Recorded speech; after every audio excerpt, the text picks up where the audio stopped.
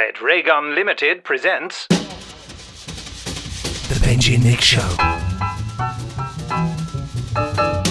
Hello. Hello. Good morning.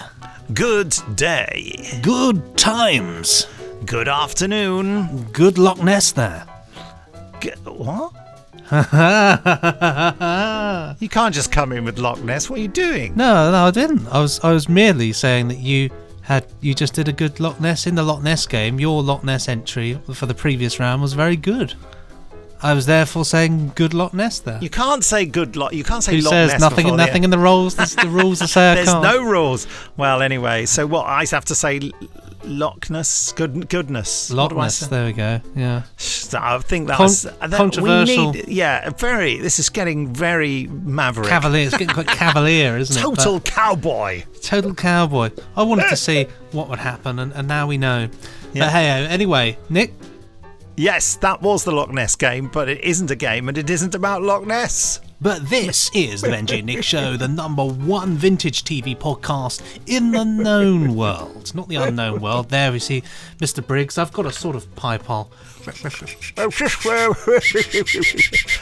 mad. Yes, I'm not Benji. And I'm not Nick. This is the place where we talk about... Need. And I'm Notman. And this is the place where we talk about vintage television, TV from the past, TV you might remember, TV you might have forgotten even existed. This week, what are we talking about? Because I feel that this actually is something which not many people know about. Yeah, the XYY man. The Y front man. We'll leave Shelley Dean, our reviewer from across the pond, to tell you all about it later on. Absolutely. The XYY man. 1976, anyway, it was. Yeah, Stephen Young. Oh, I'm telling you the plot. Oh dear, oh dear. Right, well, I suppose at this juncture we should dive straight in, Nick, would you say? Like if it was a swimming pool, we would dive right in, and this is the email pool, so we're going to read out some emails coming from you, our lovely listeners.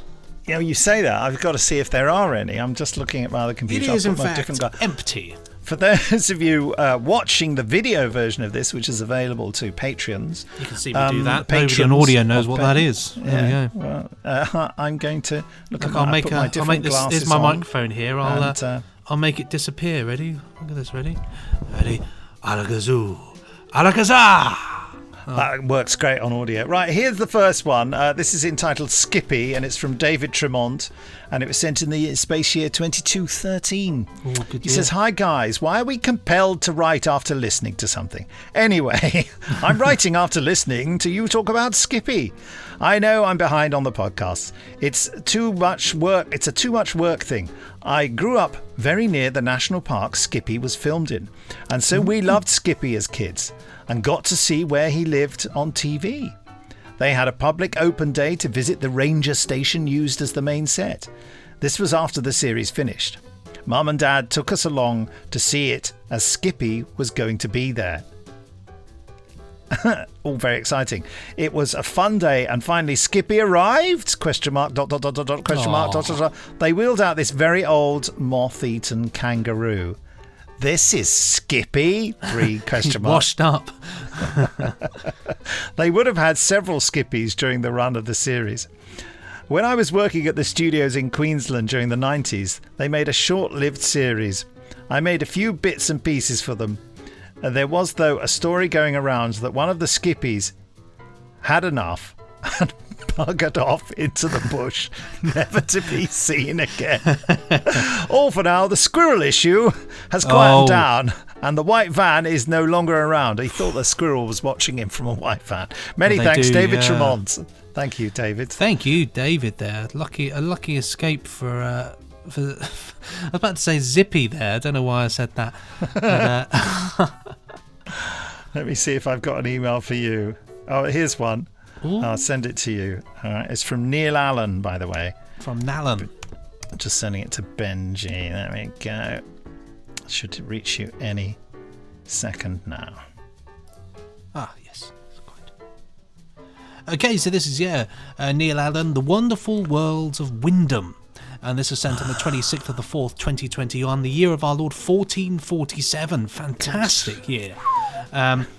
Afternoon, Benji and Nick. Sounds like something that people have. So I'm just going to go for my afternoon, Benji and Nick. Thanks for covering again the great BBC adaptation of John Wyndham's Day of the Triffids.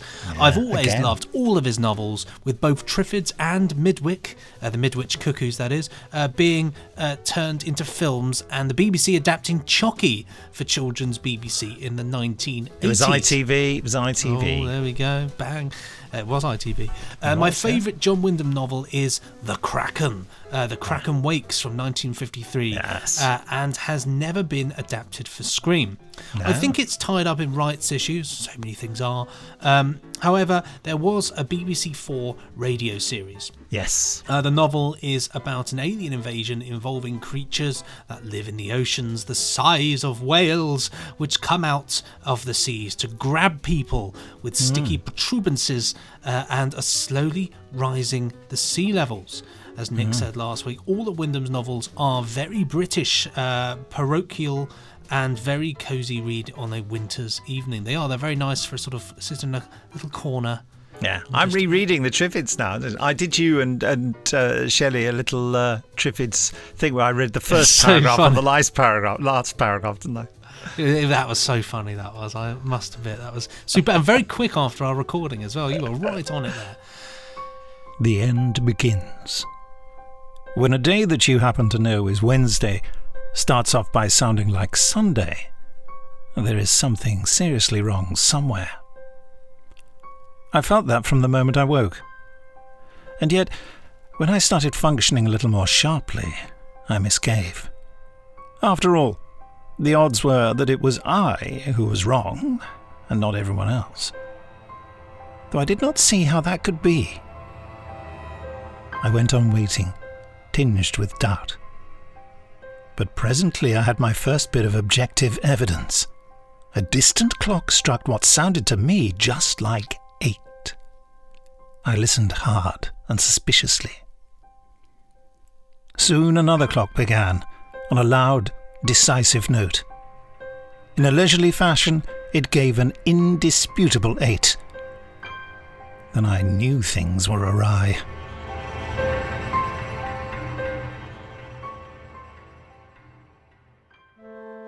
So we must regard the task ahead of us as ours alone.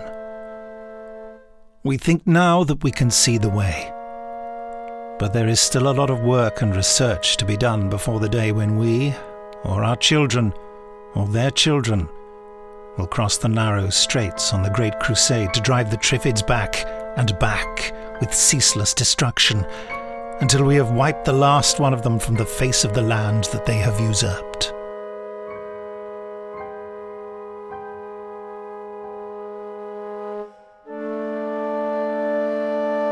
The Day of the Triffids was read by Nigel Anthony, putting on a funny voice. I'd intended to do it during the podcast, actually, but I'd forgotten to bring the book down. Oh, really? Yeah. You fool, you old fool. Yeah. I used to have a book with the, I used to have the book, you know, the one with the picture of the Triffid in London on the front cover. I think it was in Leicester Square or Trafalgar Square or something. It was the cover. I've never had that one. I've got 2 editions of it. I've got a really old one and the latest one I bought. Yeah. I'm reading Hornblower at the moment, as you know, Nick. Yes. That's right, Hornblower, who always fades out slightly during the narration passages. Just amusing myself there. Shall I read the next I've not finished. Oh no, yet. sorry. I No, I'm so sorry. You're such a fool, you old fool. My question is that if you lived in one of John Wyndham's cosy villages and were menaced by either walking killer plants or blonde-haired psychic children, which would you prefer? I'd go for the plants. Yeah, you can run away from the plants. You can run away from the plants. They get into your mind. And also, there's something more frightening about an evil demonic child, isn't there, than just a bag of leaves crawling around, you know. Yeah, well, that's right. A friend of mine, she used to say, "Oh, I don't like horror films that have got scary children in." That was like her real thing. It's like she wasn't arachnophobic; she was childphobic. A lot of people have said the same thing. I've talked to people who have said that before.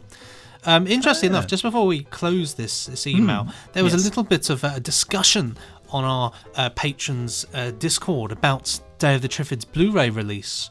Oh yes. With some saying it's brilliant, and but there's questions going about the transfer on it as to whether or not the film transfer was very good, because people were saying it was quite grainy in places and that. And so there's a debate currently going on. I'd say debate, more of a fun conversation about whether people jump and get the Blu-ray or whether they stick with the DVD. I bought it on iTunes. I bought it on iTunes, but I don't know. I never really accessed my iTunes things, so I've got the DVD of mine, and I'm happy with that. I don't know about restorations of things that, there's a couple of film inserts in it, but mostly tape, wasn't it? Really? No, it's lots of it is on film. But well, I'd say there's a lot of it. The location stuff. The location stuff, but a lot of it's in studio as well. Yeah. Like the sitting around in houses and the bases and all that business. Totally. But I don't know.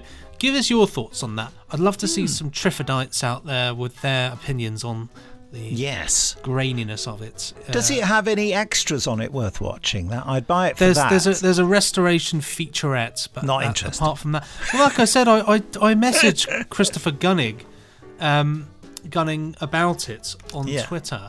I'll see if I've got. He's the composer, isn't he? He's the composer of the music. So let's see if I've got my email exchange here. About the and you spoke to Christopher Gunning. Yeah, I emailed him. Have you spoken to him about Dangerous Knowledge? I should do. Let me find my discussion. If you read the next email, and I will do this. All right. Well, you'll love this email because it's from Thomas Hodden. Hey, and it was sent on the 26th of the 4th in the year 1925. That piece of music represented the year 1925. That's exactly Bit of a how flapper. that was. Evening all, he says, this is called Mother of Snarf. Evening all, I see that your next podcast is due to drop on the same day as Line of Duty concludes. As no doubt many of your fans will be avidly following the show, I wondered if we could ask your opinions on who H or the fourth man might be. Personally, my money is on Mumra, the Everling, a somewhat controversial fan theory, but there are subtle clues sprinkled throughout the run, notably in Season 1, Episode 4, when Hastings was revealed to have been betrayed by Lion-O early in his career. The Penguin has been a strong contender since he was seen in the exciting rooftop shootout at the conclusion of the Christmas special. Mind you, I had also heard convincing fan theories that tie together the Claw, Dirty Den, Grot Bags and Nicholas Parsons as a conglomerate of absolute evil. Do you have any thoughts? Yours, T.E. Hodden. Well, that bunch, they fit together like glue, don't they, really? All of them, an evil consortium.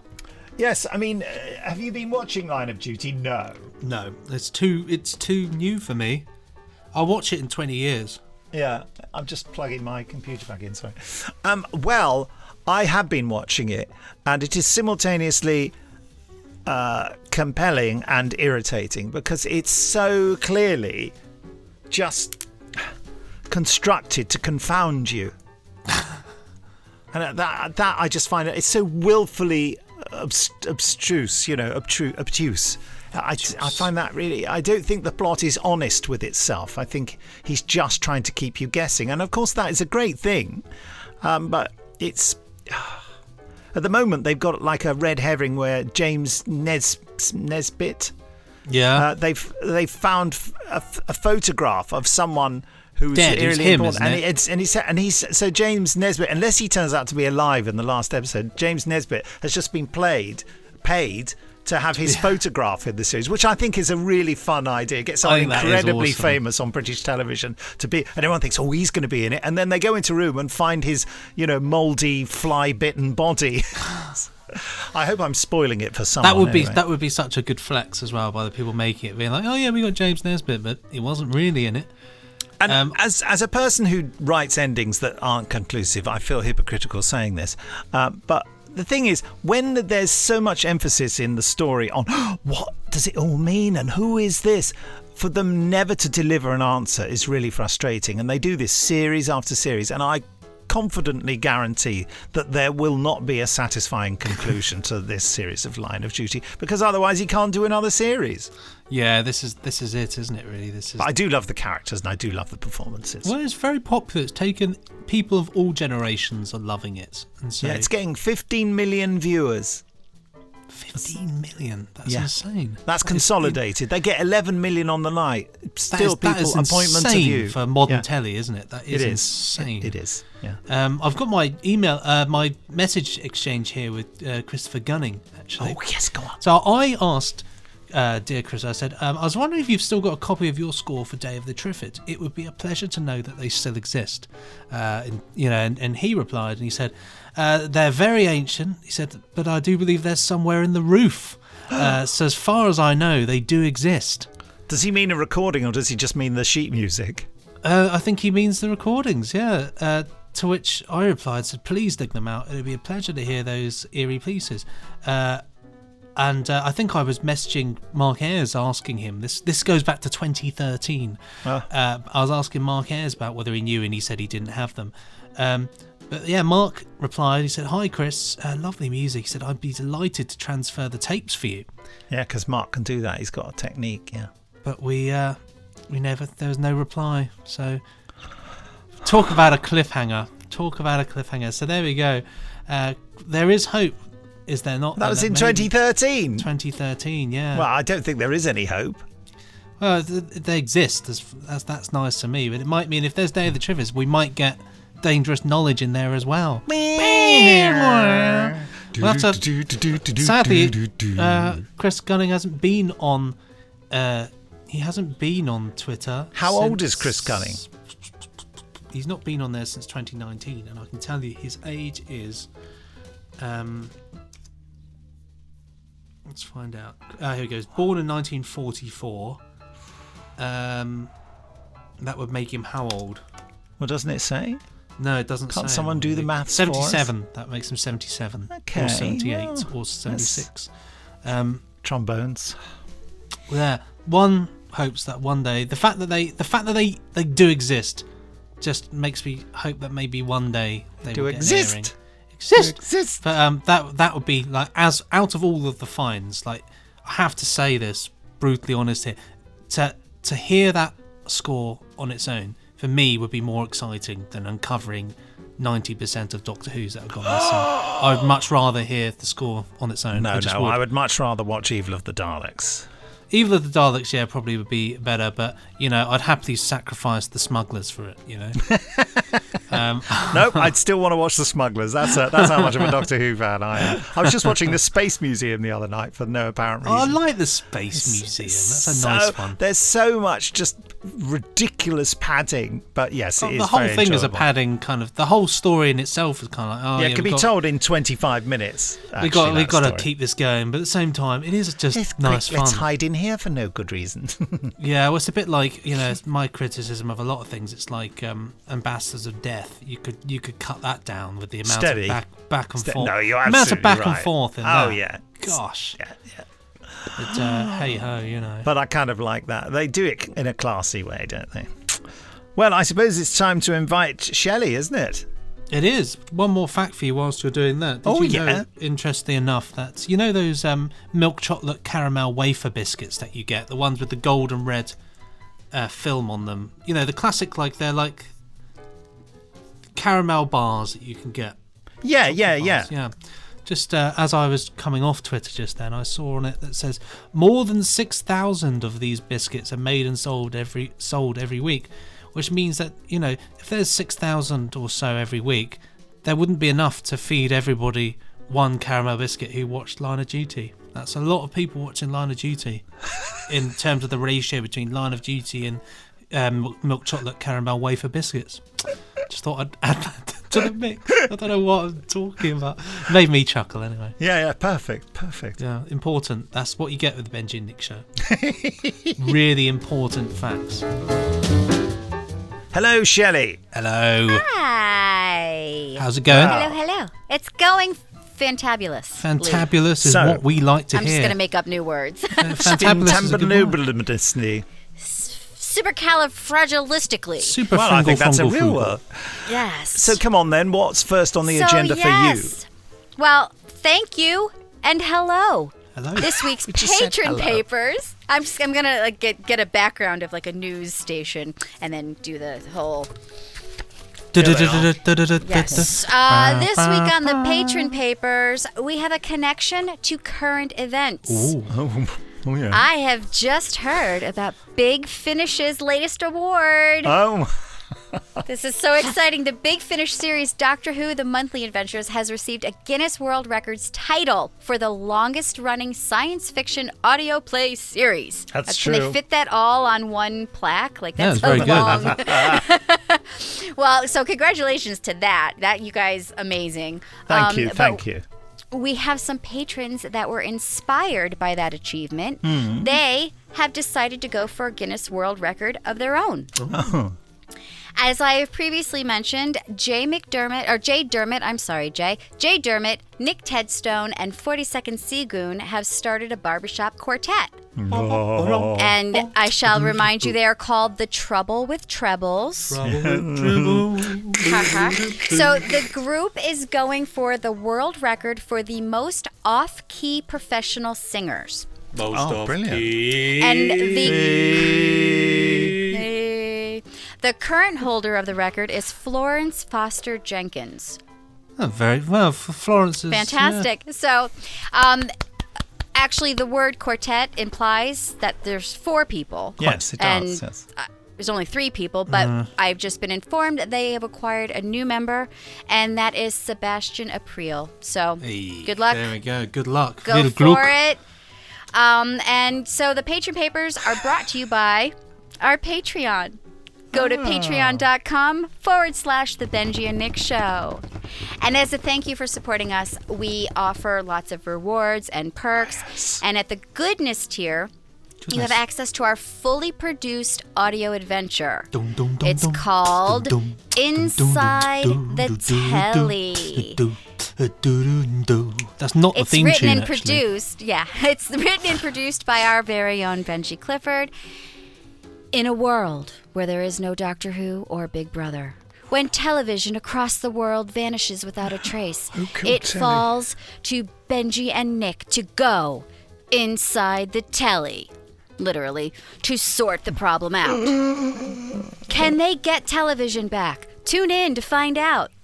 And coming up on this month's episode, well, actually, I don't think Benji's written it yet, so we don't know what's we're on it. happening. We've got so We're working there's some on that. ideas It's gonna be- stirring. It's going to be good, though. I can gonna feel be it. great, I can so- feel it in the wind. I can feel it. in We've the, been having gonna be lots good. of fun wind. playing characters in Benji's little audio drama. It's been think of of it fun. as a sort of panto where we play Yes. everybody. See, Yes, I will think of it that way. it's a bit of a panto. This. And we had our monthly Zoom chat last weekend with our Loch Ness tier patrons, and we played another round of the Loch Ness live game, which isn't about Loch Ness. And it's And not a game, is it? It's not a game. But we're Funny you actually should say that. kind of turning it into one. So this time we did it tournament style. Our newest Loch Nesser, David Kay, went head to head against Carl Scutt, and then the winner from that round went up against you guys. And we had Chris David playing the referee. Very important And honestly, I'd like to say this time they showed up prepared for battle. It was a battle. Here we go. Let's head over to the stadium. Hello and welcome to the second Loch Ness Off. That's right, this week it is an ever-growing group. We have 3 fabulous Loch Nessians here in the Loch Ness Lounge. Chris David is going to be our referee for today. We have Carl on one side, who is competing against David, and they're competing for the grand opportunity to face probably the 2 worst Loch Ness players in the world, me and Nick. It's not much surprise, is it really? But we try our best. In a way, what I can imagine is if Carl and David fight head to head, I can imagine it'll be a better battle than when they face us. So consider your first victory probably your finest victory. So I'll hand you over now to Christopher, who is going to start the proceedings. Over to you, Chris. So, No pressure. begin. Good morning. Good vibrations. Good day. Good cholesterol. Good oil. Good health. Good times. Good grief. Good boy. Good day, sunshine. Good dog. Good Samaritan. Good gravy. Good to be here. Good girl. Good quality. Good heavens. Good riddance. Goodbye. Good enough. Good Lord. Good omens. Good life. Good golly, Miss Molly. Goodness. Wow. He hasn't said Loch Ness yet. David, David, you have to say Loch Ness. I was doing so well, too. No, No, you've won. you've won. You've won. Because he said goodness. You got the Loch Ness prize, David. You that was I have to say, a very fine battle between. It was the best ever. I think that was the best ever. I think they were both reading off lists, though. I use material now, though. That's the only problem. Well, you can reuse it because You can't, yeah. This is- Because they have already forgotten all of the ones that you guys just said. They have already forgotten. Can we have any words here from Carl? How do you won last time? How does defeat feel? Well, that was I after the first few, I knew exactly where David was going. I was going, oh, good grief.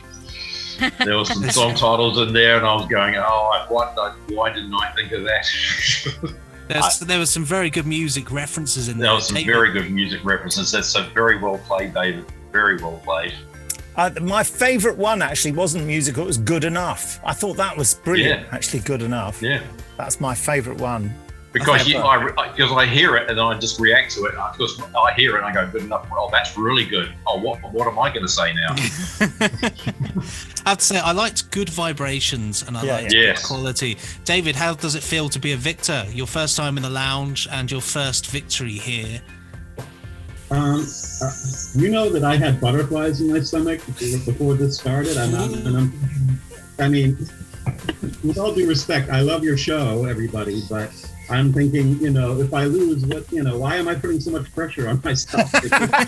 It's exactly how I felt last time around, David. It's exactly how I felt. But that's a testament to how highly I regard your show, everybody.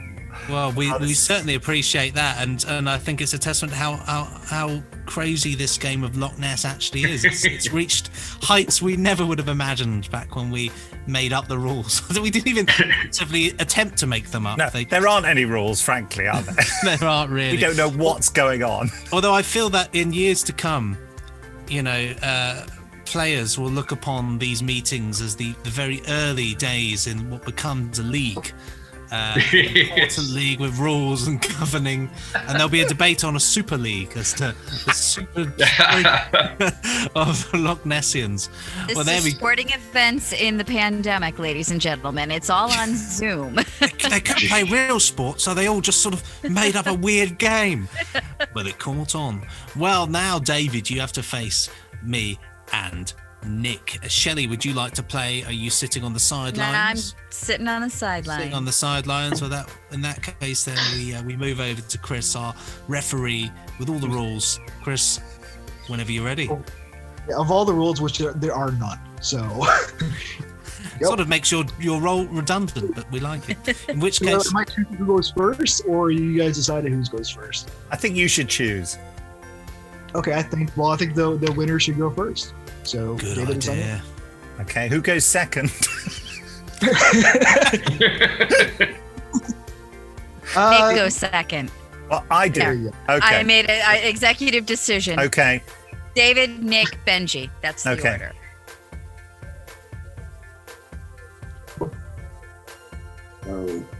So begin. Okay. Good to be here. Good morning. Good game. Good omens. Good grief. Good evening. Good vibrations. Good gnomes. Good tidings. Good credit score. Goodness.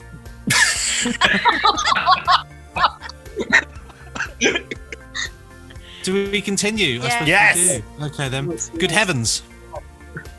Good cholesterol. Good Loch Ness list. Good enough.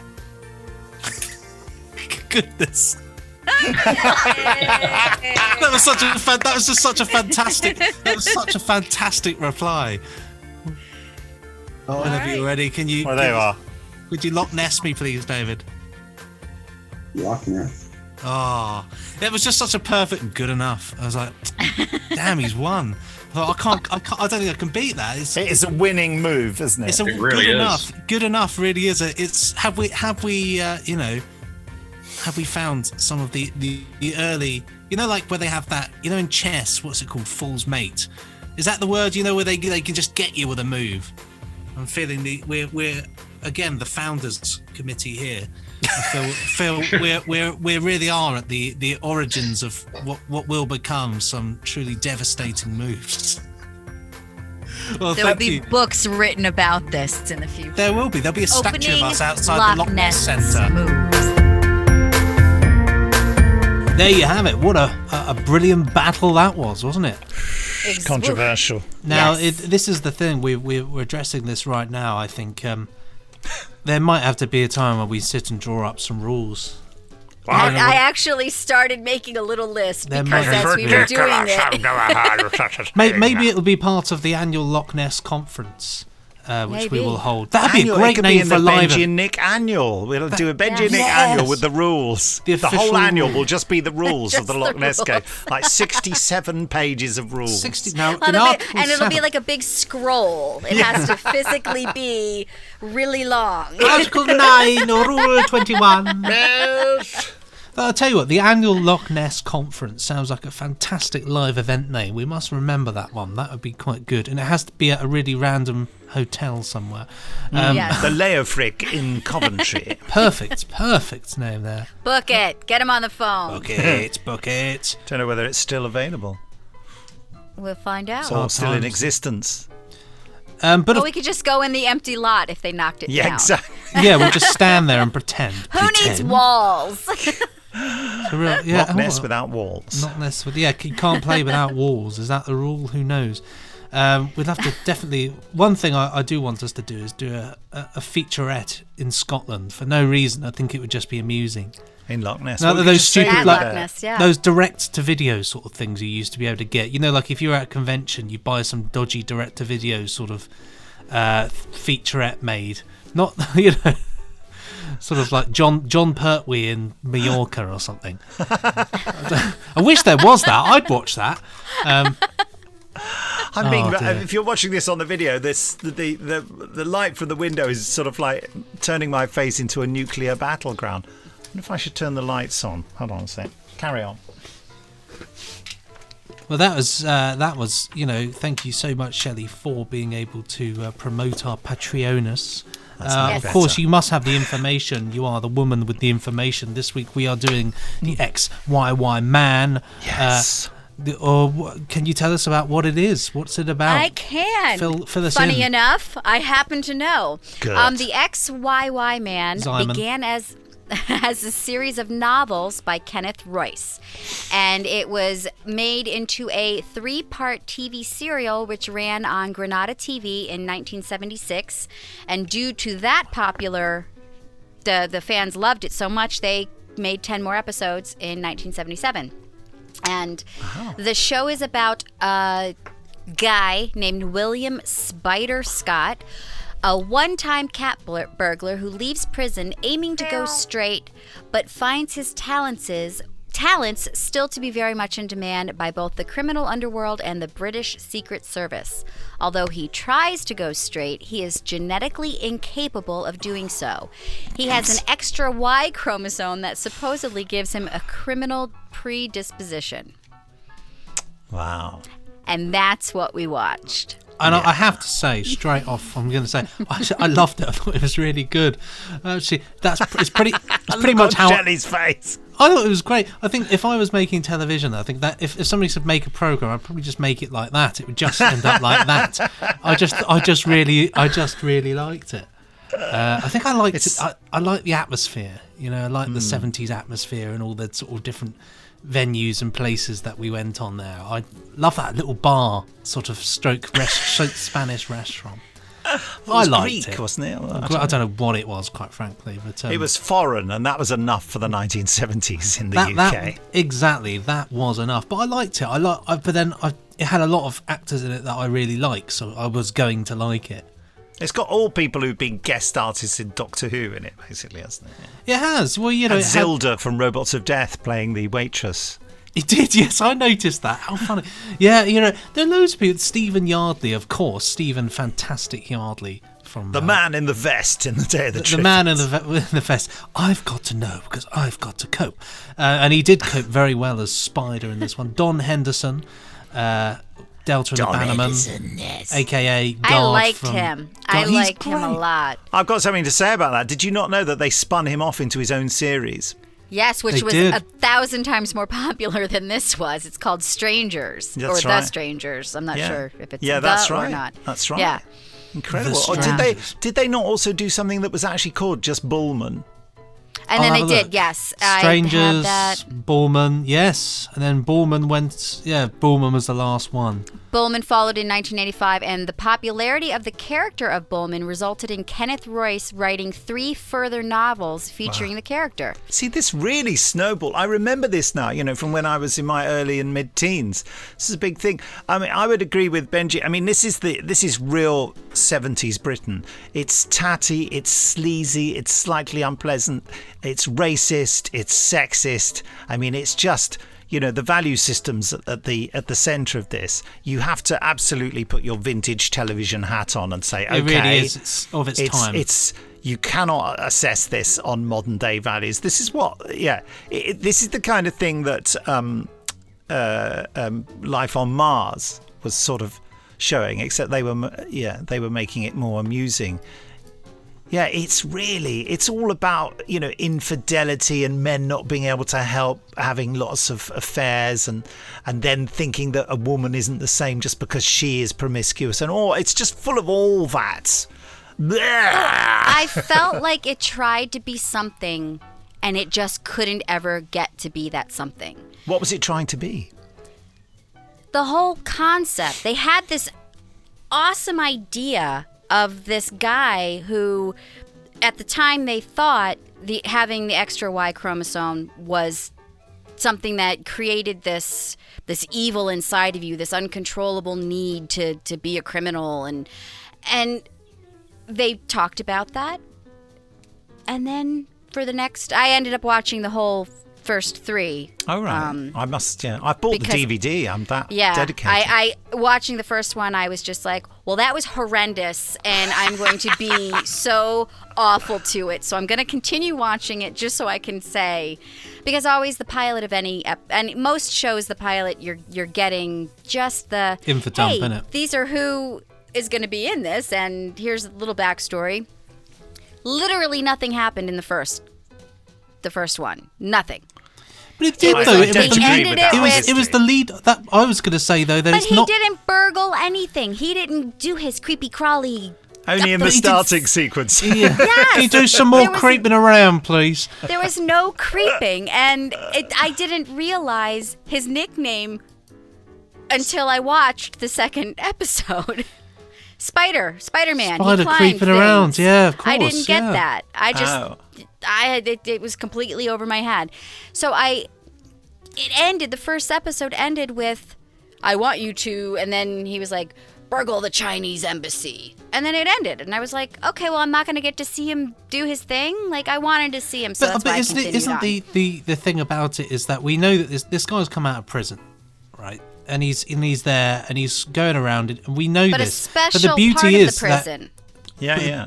But A the special beauty is, prison. though, we know he's Yeah, good. because he was being tested. It was like a scientific study thing because of they were training him to go against his extra chromosome.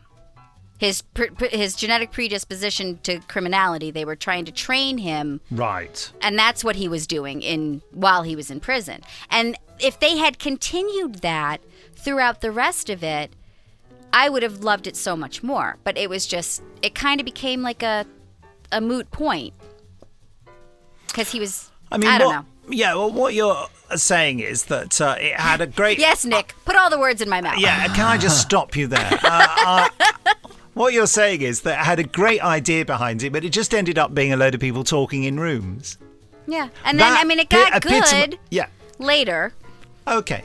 Well, that's what Benji and I love about it, because that epitomizes 70s British TV, and we have great nostalgia for it. Yeah, it's really frustrating, and as a kid, I remember watching some of it and thinking, this is just a bunch of people talking. It is. And I glory in that mediocrity. You know, obviously, I don't want to watch a new television show like this, but as a bit of nostalgia, it reminds me of so much of my childhood, and also, yeah, of course. They took the concept and did nothing interesting with it. It's just people going, oh, really? Let's have another glass of wine. You know what I mean? Tell us about the India job. Yeah, I mean, the thing is, and it's like I said at the beginning, the thing is, I think I like this because it has a lot of actors in it that I really like watching.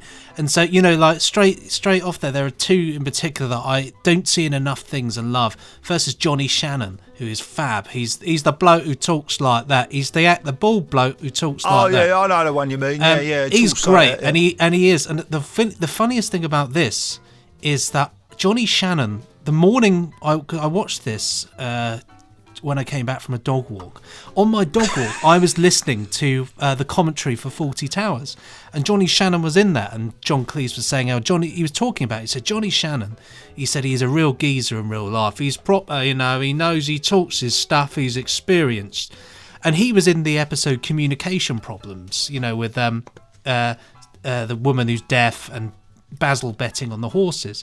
And he's saying that Johnny Shannon in real life, he was an avid gambler. He loved the races. Yes. And apparently he went through the script for Fawlty Towers and was checking all the racing stuff, and he went through and he corrected it all so that it was really accurate for what they were doing. So it really amused me because, of course, I'd heard that on my dog walk, sat down, turned on the XYY man, and there was Johnny Shannon straight away, and I thought, this is great. Of course, the other bloke that I loved... He was the art dealer, wasn't he, Johnny Shannon? He was, yeah. You can spot him a mile off, big bald head, and a big sort of suit, you know, a bit of a sleaze bag, and a bit sort of... But the other bloke in it who I loved was Leslie Schofield, who's Bluey, Leslie Chucklevision Schofield, the bloke from Frontier in Space and the second episode of Blake 7, Nick. Leslie Schofield. He's been in everything. He was in Star Wars. Yeah, and he's in Face of Evil. I don't know the actor, but I liked that. I liked that character a lot. He was good, and the photographer. And he was a real anything sleaze. for you, love. Anything for you, love. Yeah, yeah. I'm off the hard stuff. Do you want? What did he give him instead of whiskey? It was it was like a wine or something, and that actually made me go, so there's levels of alcoholism. I knew an alcoholic who said he'd given up drinking when he was just drinking beer, because to him beer wasn't really a drink. Oh God, I nearly had the words what it was. It was actually something that's fairly strong, and I know that when the XYY man drinks it, he kind of winces because it's so strong. He's a cool character. This is the one thing, and I think to some extent, Shelley, you are right. Well, the thing I would say is there are actually loads of really good characters in this that you would probably like to see doing more things. You know, I would have liked to have seen more of. Did he play as a character called Bluey? I think his name was. Yeah, Bluey is the photographer. Bluey, you know, and he does. I don't know if I was having a look, and he does turn up later on in Strangers, but I don't know if he plays Bluey or somebody else. But yeah, I think that's what I can understand the frustration, but equally that's what makes it so amusing to me, is that it's full of really cool people who I enjoy watching act and talk. So yeah, no, I like watching people talk if the writing is good. I really, really enjoy that. And if it propels the story forward. But it felt like, and I can say this with complete honesty, 3 parts to this little serial should have been 1. Yeah. That's it. But I mean, telly was a lot slower in those days. I know. I'm just saying there were moments like that just were like so draggy and so not needed. It was filler. It was just there were so many moments where That's what 1970s television was. I know. You've seen Inferno, okay, so haven't you? from now on, I won't criticize that anymore. No. I mean, you're absolutely right. I will wear my vintage television hat and put on my vintage television. It has to be said. Beer goggles. It has to be said, doesn't it? It has to be said. Yeah. But because I can appreciate that. I really can. But I just felt like we've got this guy who. The whole crux of the premise is there's something unique about him genetically. Yeah. And I know, they just didn't exploit it. Yeah. But he didn't exploit it, but equally, he's not Superman. I love when you guys defend. No, but the thing is, I agree with everything you say, but I love the fact that it misses. I love it missing the point and it being a load of. It's like the Champions, it's about 3 superheroes and they hardly ever use their superpowers properly, It's just because it was too expensive or difficult to work out how to write. They just didn't bother.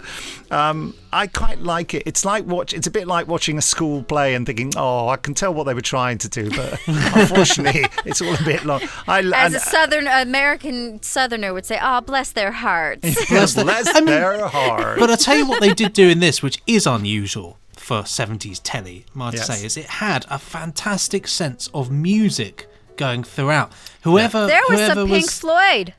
There was they had straight away The Who. When he gets in the car, they had The Who. One of my favourite albums, that song they play there is in Life on Mars, the first episode of Life on Mars. And so that straight away, it's like, wow, this is cool. Later on, we have Tubular Bells. When they're sitting watching the telly, it's like there's loads of good music. Even the theme tune, which I amusingly discovered, I just wanted to listen to it. I had no idea that it was a pre-existing song that was already out, and that the song was by George Washington Jr. Grover Washington Jr. did the song. The song's called Black. Is it called Black Smoke or something? Yeah, you sent me a link to it on the WhatsApp. Black Frost, it's called. And, the fact is that whoever was behind that element, they obviously really into the music at the time and thought, well, let's put some of this in here. Because you don't really get... A lot of telly is just, stock music. So I was going to say, it's stock music, proper cool music going on there of the time. It felt really cool. And the music between the transitions was really good. Yes, that is the... I love this. that. This is Black Frost. Where is it? Here we go. The drop.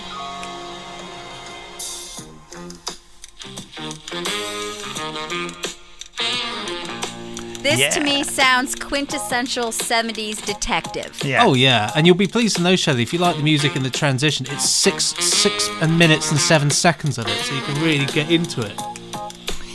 This is some feel-good music. Yeah, and that's what we need. Grover Washington Jr.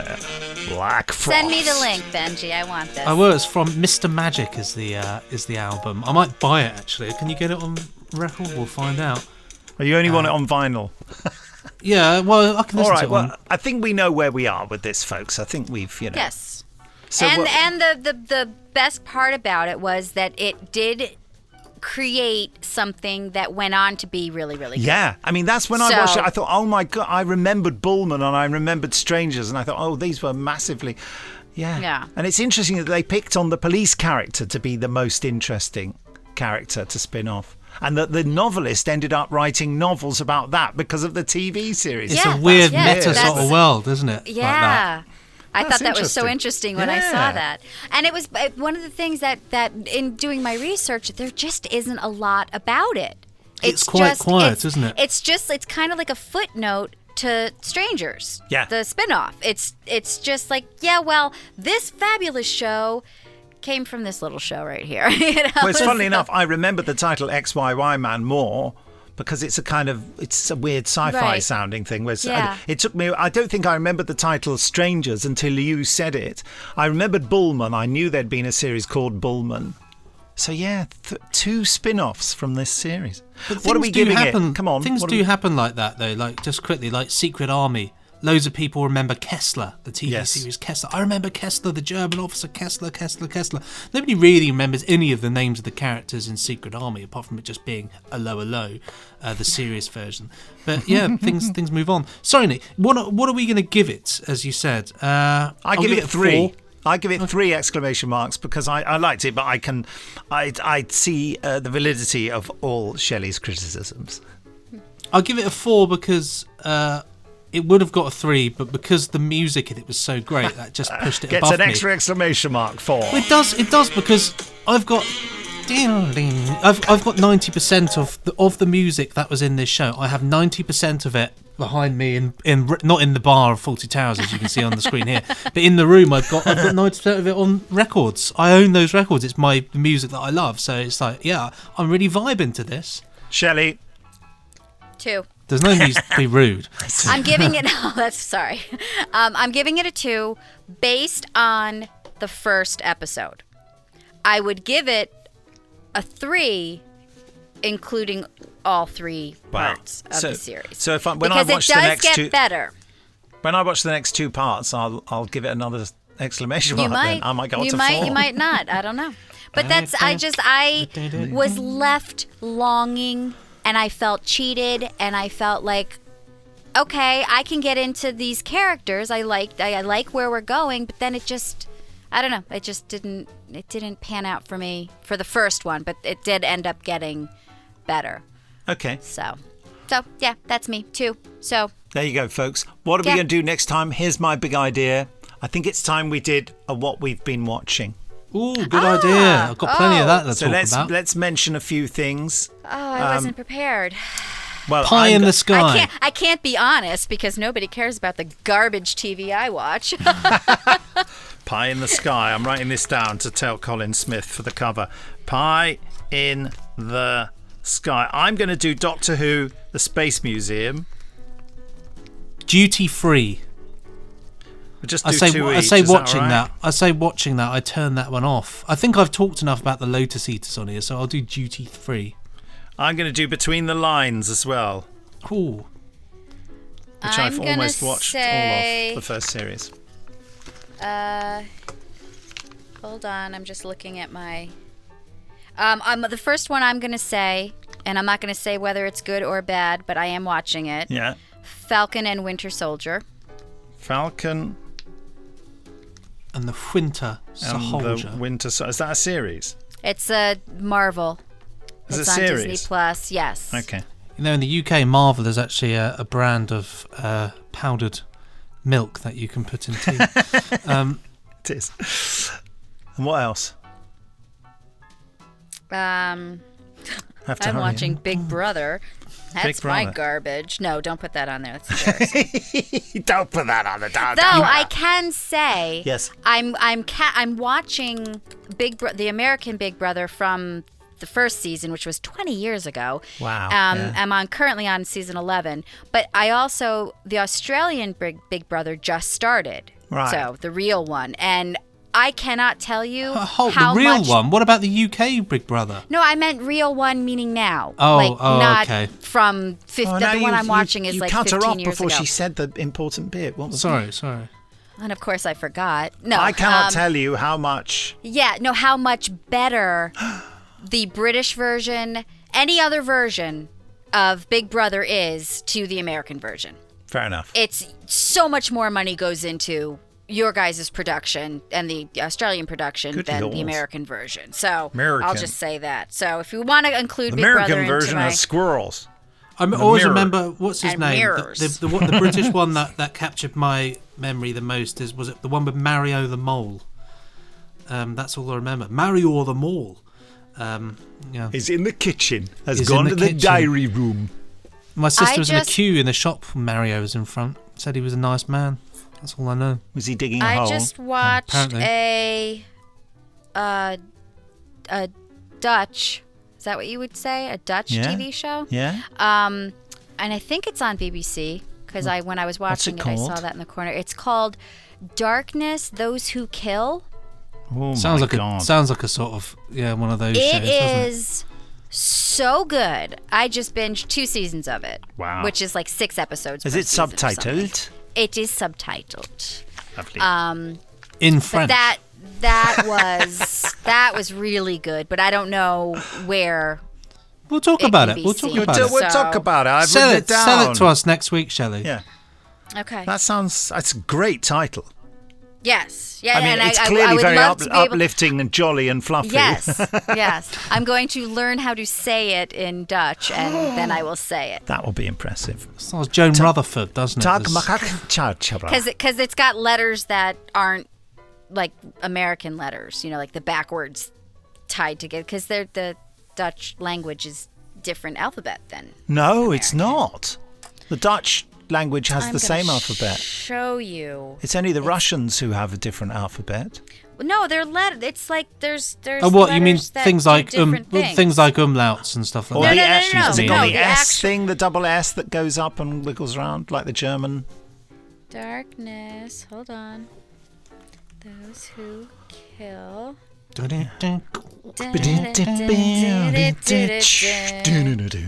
I don't want video. I want images. Come on. There. Do you see the A and the E? So we have that in our language as well. Do you know what I'm talking about? So like the demons, Nick. Oh, the A and the E together. Daemons. Yeah, See? yeah. That letter. What's that Yeah, but letter? and the O with a cross through. I think that's just. I think that's just a font affectation. Yeah, yeah. Den som dreber. Fenget af market. It's a French AE letter. Well, I feel this podcast is coming to an end, even if you don't we've want now it to. gotten into the what is the study of Actually, of language? can I just stop you there, words? Shelley? Can I just stop you there? Epidemiology. Can I just stop you Etymology. there? It's not their language. It's Entomology? Latin. It comes from Latin. There we go. Latin script.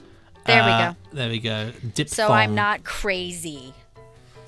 I'm not crazy. Don't tell me I am. We never said you were. Right, I'm getting close to the microphone to say it's goodbye Yes, I agree, from yes. me, Nick B. Goodbye from me, Benji C. And go to nicholasbriggs.com/shop to pick up some cool Benji and Nick Show merchandise. And that's bye from me, Shell Lee. Pressing stop now. Ka-chink. What happened there? Benji was like...